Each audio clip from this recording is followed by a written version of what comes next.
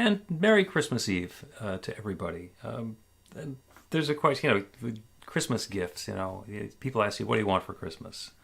So, what in the world do you want? And I don't mean what kind of a gift can somebody give you.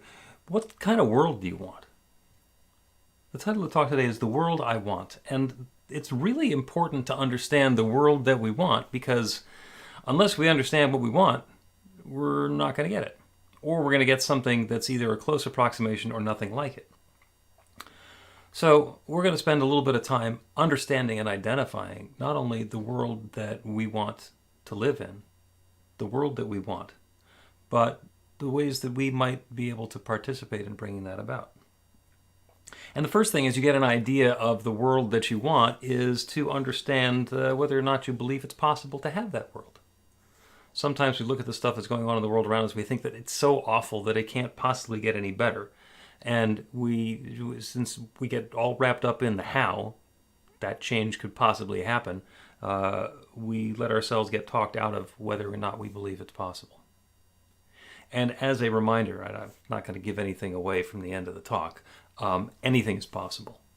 That's the core of this teaching, is that this is an infinite universe filled with infinite possibility. This is a creative process that creates billions of galaxies with billions and billions of planets and people, and there is so much richness and possibility and diversity, so much that is unfolding, so much that is possible and happening now that never could have happened even 25 or 50 or 100 years ago. Something brand new is possible right now. And that said, there are some people who get a little wrapped around the axle by the stuff that's going on in the world that we're having now. Why in the world is the world that I have not the world that I want? And there's a notion that, actually, I was able to share this a few times this week. It came up individually for some people I was doing some prayer work with. And the inspiration comes from computers. Because we all have computers, we know how computers work. You turn the computer on, you start the program does whatever the program's going to do. And every once in a while, something goes wrong with the computer and it just stops working. The program goes bad. Or sometimes there's a bug in the program. By the way, the term there's a bug in the program actually came from the old days when computers were vacuum tubes and electric relays, and the computer wasn't doing what it was supposed to be doing. And it turns out that a moth had gotten in and died and was short-circuiting something. So that was the bug that they found. They took it out and it started working okay again. And now the bugs are just ways that the code isn't written in a way that's going to be helpful. The reason that's helpful for us is that we are like computers, and we are running a program. And we are divine presence. We are God's computers, little operating systems here, or maybe big operating systems here, running the program that we're running. And we're doing it perfectly. And when we're getting the experience of life that's not like the experience of life that we want, it's not because there's something wrong with us. It's not even because there's necessarily something wrong with the program. It might be that we're not running the program that's going to give us the experience that we want to have. So most of us have used computers with several programs. So you got a word processor, you can write a book, or you can write a memo, or you can write an invitation. You've got spreadsheets that are going to do arithmetic. You've got a database that's going to keep track of lists of people. You've got a web browser that lets you surf the internet. If you want to add numbers up together, you probably don't want to turn on the word processor. If you want to write a letter and you open up a spreadsheet, it's not going to be a happy, uplifting, enjoyable experience. It's not going to give you what you want. And it's not because there's something wrong with the program. Now, there might be something wrong with the program, but it is in that choosing. It is in that first step of how is it that I am engaging with the world that we set up our possibilities for success. So it is always possible that if you are not getting the experience that you want to be getting, it's not because of something wrong with you. It's because you're not running the program that's going to give you what you want. So, how do you run a different program? Well, the first thing you do is you stop running the program that you've been running and you make a decision. I'm gonna reboot. I'm gonna quit the spreadsheet and open up the word processor. And if I don't know how to do that, I'm gonna Google it. I'm gonna open myself up to the guidance about what it is that I can do next, and participate in the change that becomes the world that we want to live in. Jesus said that we should be in the world but not of the world. And what that means is that in our physical experience, we're living here. We're on planet Earth. We're living in the country and the state and the town and the house that we're in. So we are having a very real physical experience. So we are in the world. We're not of the world. We are not limited by the experience and our physical location. There is a huge amount that is possible, that is going on beyond our local confines. So I've been working with a book called Living Untethered, and this is by Michael Singer. It's a follow-up to The Untethered Soul, and the subtitle is Beyond the Human Predicament. And there are some wonderful ideas in there about being untethered. So in a lot of cases, we attach ourselves to the circumstance and the situation, the experience that we've been having, and we become limited by those. And by becoming untethered, not linked necessarily to the stuff that's going on in our immediate vicinity, the things that we're seeing and tasting and feeling and experiencing right here on a local level, we can become untethered. We can become unattached to the way those things are happening and have a grander experience. The two things that he says happens along the way, and what a lot of the book is about, is observing and awareness. What is going on in the world around me? Because our senses are really powerful. 5 channels coming in that convince us that this is how the world works. This is what's going on around us. And it might be true. It might be very real for us, but it's limited to what's in the world right now. There's something bigger that's going on as well. And we get to open up to that. We get to allow in the awareness of a different possibility. One of the things that he does in the book is he talks about the importance of a meditative practice. And with a meditative practice, what we do is we let go of our thoughts. So in a lot of cases, what we're doing is we're thinking thoughts, and we're thinking and thinking and thinking. Our minds are going continuously. And by the way, our minds are so good at thinking that they think if they stop thinking, then something bad is going to happen. When we meditate, we stop thinking. We let go of the thoughts and allow ourselves to simply be aware. And there are some people who meditate all the time and love it. And there are some people who think that meditation is scary and awful and do everything they can to avoid it. And I've been meditating for years and years and years. And the technique that Singer suggests in the book, just as an exercise to find out when we're thinking, it's a very simple breathing exercise. So you get quiet, you get still, put yourself in a place where you can be uninterrupted for 15 minutes. And you breathe. And you count the breaths. The first breath in is 1. The second breath in is 2. And you just keep doing that. But you don't keep on counting. What you do is when you get to 25, you start over again. And it's fascinating what happens. Is I was doing this morning and I got to 11 or 13 and I lost count. Which means that I had gotten distracted by my thoughts. When I noticed that I didn't remember whether I was supposed to do 12 or 13 or 11 next, I went back to 1 and I started over again. And it wasn't a judgmental thing, it was an awareness thing. The thoughts have come in and they've kept me going. If you drift off, then you find yourself suddenly, I stopped counting. I don't know what happened there. And that is not, again, to criticize you, but it's to be aware of when your mind is thinking, when you're sleeping, when you're intentional. And if you find yourself getting up to 45, that means that you're letting your counting go on autopilot while the thinking goes on someplace else. So what we want to do is be aware and allow that awareness to guide our activities. So the world that I want. There's so much going on in the world. There's so much going on. We have 24 hours of news. There's cable TV that's willing to shove the headlines down your throat on a continuous basis. It can be overwhelming, and I get it. And there are people who say, I just had to stop watching the news. And I completely understand that. And self-care is important. If paying attention to the news is making you crazy, do something different. You can do something different. And at the same time, be aware of what's going on and the importance that the headlines have in the world that you live in and the world that we all live in together. because those are observations and experiences that various people have. Michael Beckwith says that we should treat the headlines as prayer requests.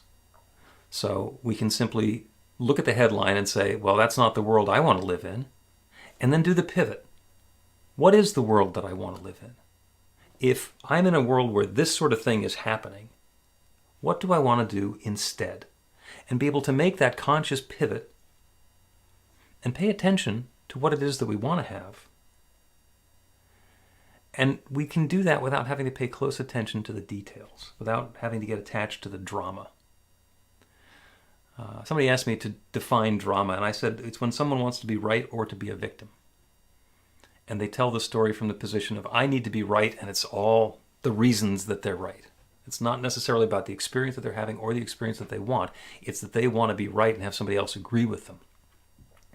Or they want to tell the story of woe about how somebody else did something that disadvantaged or undermined them, and they get to be the victim and get the sympathy and the commiseration from the person that they're talking to, and then perhaps be told, in addition to being a victim, that they're right, and get that sort of support.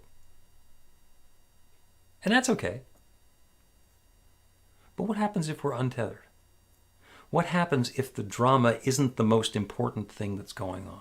What happens if we can be present to something bigger that's happening in the world around us? Because we can. It's always possible. There are stories in the headlines today about the problems that are going on in Gaza between the Palestinians and the Israelis. And we happen to have an active HBO Max subscription now.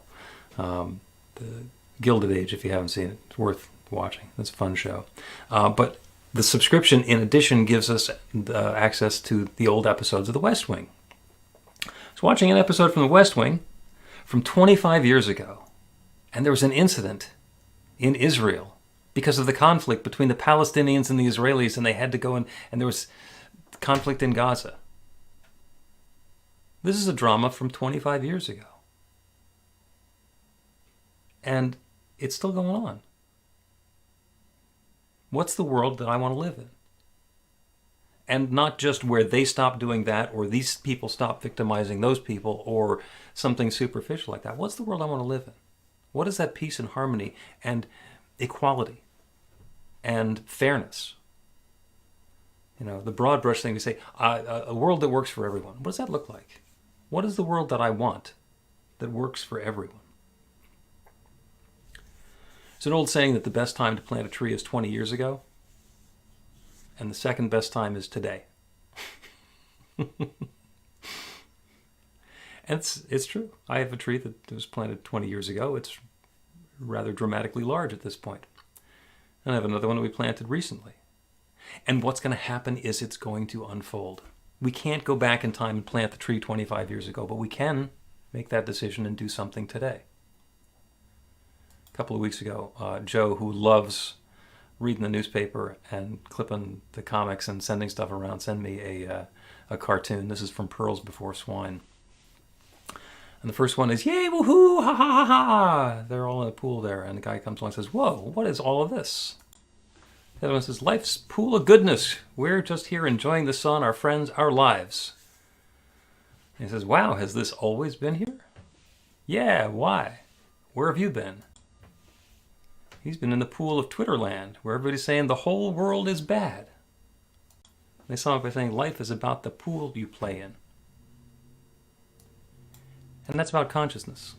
That's about our intention. What is the world that I want? What am I going to do if I'm not having that experience that I like? If I'm getting overwhelmed by the news, how do I get out of the Twitter pool or the news pool or the political pool, where one guy does something and everybody on the other side says that he's a criminal, and then the people on his side say, no, the people who are calling him a criminal are criminals, and everybody's just going at it, being victimized and being right.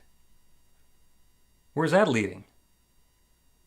Well, if it's leading you to be ducking your head and saying, I don't want to pay any attention to this, then that might not be the most helpful thing in the world. What's the world that I want? How can I become untethered to the specifics and open and aware to what's next for me and how to bring in something wonderful? had a chance at the Parliament of World Religions to very briefly meet Marianne Williamson, and and hear some of the story about the challenge that she found as going from being a self-help person and notable celebrity into the political arena, which was pretty overwhelming from her perspective. And one of the things that she wrote years and years and years ago, which is still very powerful, is our deepest fear is not that we are inadequate. Our deepest fear is that we are powerful beyond measure. It is our light, not our darkness, that most frightens us. We ask ourselves, who am I to be brilliant, gorgeous, talented, fabulous? Actually, who are you not to be? You're a child of God. Your playing small doesn't serve the world. There's nothing enlightened about shrinking so that other people won't feel insecure around you. It's not just in some of us. It's in everyone. And as we let our own light shine, we unconsciously give other people permission to do the same. As we are liberated from our own fear, our presence automatically liberates others. Change always happens first in consciousness.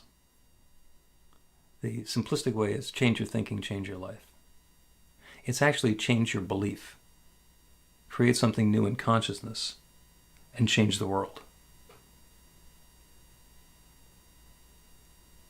One of the mottos of Anton is that consciousness is the sole authority, and soul is S-O-U-L. So you can choose. You can choose. And start in consciousness. You may be drawn to do something in the world. You may be drawn into some activity.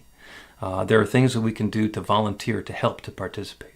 And in fact, your New Thought Philly Board of Trustees is taking a step in that direction. We're planning a trip down to Broad Street Ministries so that we can join together and feed the homeless. And that's going to be in January. And we've got some details so that there might be a few slots available for the first one, as we pilot test it for somebody else to pile on if you want to. And then we're going to do it again. There are other possibilities where we can do something in the world around us, not because the world is broken and needs to be fixed, but because we can be guided by consciousness. What is the next best wonderful thing that we can do to bring that goodness into the world? Claiming our power, owning our power, and choosing the world that we want. And as we celebrate Christmas, as you see all of the Christmas decorations and the lights and the festivities and the carols, you can get caught up in the commercialism of it and the fact that everybody is obligated to do this or that or the other thing. Or you can remind yourself that there is an opportunity for that bright light of love to be shining in a new way. To know that it is shining now as you. And as you choose in consciousness the world that you want to live in, it opens the way even a little more for that world to come into experience. And it's not getting stuff from other people. It's about making this a place where everybody is safe and joyous and happy. That's the world that I want. And as you embark upon this holiday season, I invite you to invite in the world that you want. And so it is.